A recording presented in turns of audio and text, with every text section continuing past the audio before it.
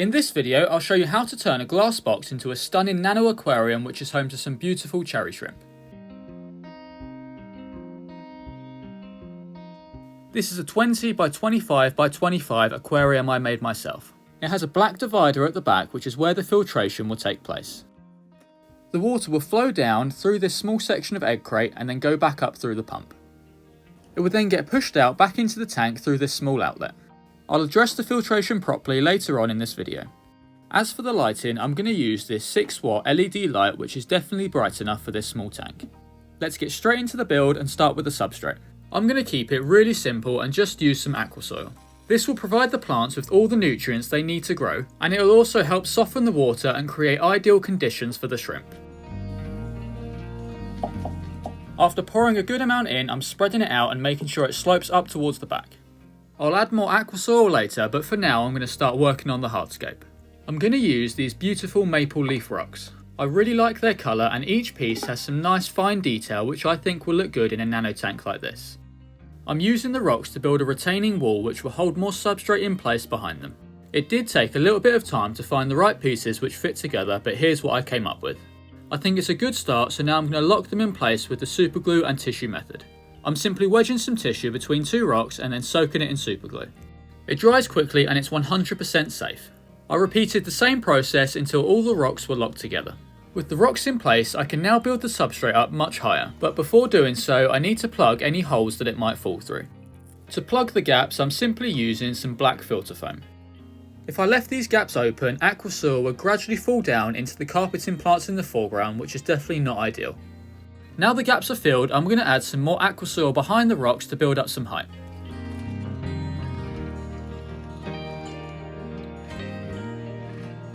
As it is, I think the hardscape's a bit boring, so I'm going to add a few pieces of spiderwood. I spent a bit of time working on their placement off camera, so I knew roughly where they're going to go.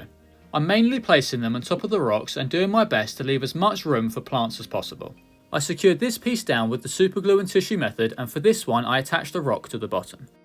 It's very important to do this, as this wood is definitely going to try and float once the water's in. Now the spiderwood's in, I'm really liking how the scape's looking, but it can definitely do with a little more detail. These small pieces of maple leaf rock should do the trick. I'm simply just placing a few throughout the foreground. Although it's super simple, I really like how the hardscape's turned out and think it's a great skeleton to be brought to life with plants. Before getting any plants in, I'm going to fill the tank up with water until the aqua soil at the front is slightly underwater. I find that doing this makes planting much easier. The plant I'm going to use in the foreground is this Monte Carlo. It's a low growing carpeting plant with small green leaves. Before planting, I rinsed out all the nutrient rich gel that it's grown in and split it up into smaller chunks. I'm then using some long tweezers to plant these throughout the foreground. Make sure to plant them nice and deep, as there's nothing more annoying than plants floating up to the surface once the tank's filled. With the Monte Carlo in, I'm now going to move on to some stem plants for the background. Before planting them inside, I'm going to show you a quick tip to get more plants than what you paid for. All I'm going to do is simply cut each stem in half. This will double the amount of stems and will certainly help you save some money. With all the stems prepared, it's time to plant them inside the tank. I'm going to plant them on the left and right side. In case I haven't already said, this plant is a species of Limnophila. It's a super easy to grow, beginner friendly aquarium plant. I should mention I'll have links to most of these plants and materials that I've used in the description below. Now for the centre, I'm going to plant this Rotala rotundifolia. I'm prepping it the same way I did before so I can plant double the amount of stems. I'm hoping the mix of these two stem plants will help create a natural look at the back of the tank. Although they're really short and don't look the best at the moment, they'll send out new stems and be at the top of the tank in no time. Next, I want to plant this trident fern. This plant is an epiphyte, so it should not be planted into the substrate. I'm using some long tweezers to wedge this piece in between the spiderwood and rock. I want to plant this piece on the other piece of spiderwood, but I've got no gaps to wedge it in. I'm simply going to mount it in place with a small amount of gel superglue.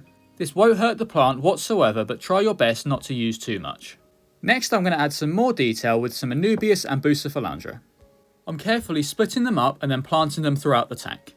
Just like the trident fern, these plants are also epiphytes and should not be planted into the substrate.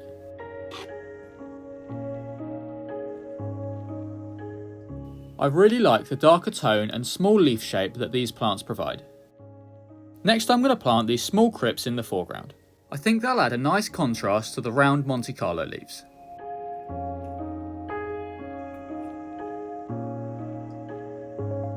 With the majority of the planting done, it's time to install the filtration. Firstly, I'm placing in some ceramic rings. These will house beneficial bacteria which will act as biological filtration. On top of that, I'm placing in some coarse filter foam which will serve as mechanical filtration. This amount of filtration is likely a bit overkill for this small sized tank, but I've got the space so I thought I may as well use it. Before filling up the tank, I'm adding in a few patches of Christmas moss on top of the maple leaf rocks. Now it's finally time to fill it up with water. A small piece of bubble wrap helps disperse the water and prevents it from disrupting the scape too much.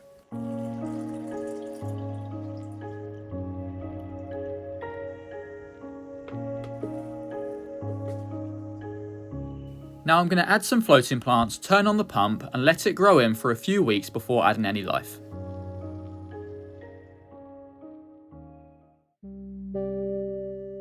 "5 weeks have passed and this Nano Aquarium is thriving. All the plants have grown in just how I'd hoped and there's been very little algae. I think this is mainly due to the dense amount of plants in combination with the floating plants. You may have noticed I have added a few more species of plants to add a little more detail and interest.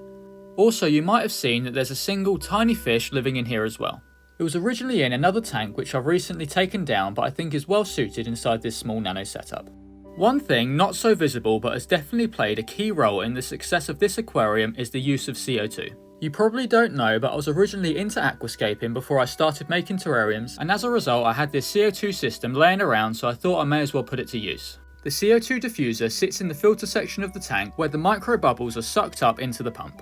The CO2 is then dispersed throughout the water column of the tank with minimal wastage. Before getting the shrimp in, I'm going to place in this barrier to stop them from getting into the filter. I'm hoping these holes will be small enough to stop them from getting through, but if not, I'll replace it with a small piece of filter foam. Now it's finally time for the shrimp. I've got 15 of these beautiful red cherry shrimp. I think they'll pop out really well on top of the green plants. After turning off the light and acclimating them for half an hour, it's time to get them in the tank. They start exploring right away. They're a bit small at the moment, but I'm hoping in the near future they'll start breeding and we'll have loads of tiny shrimp running around.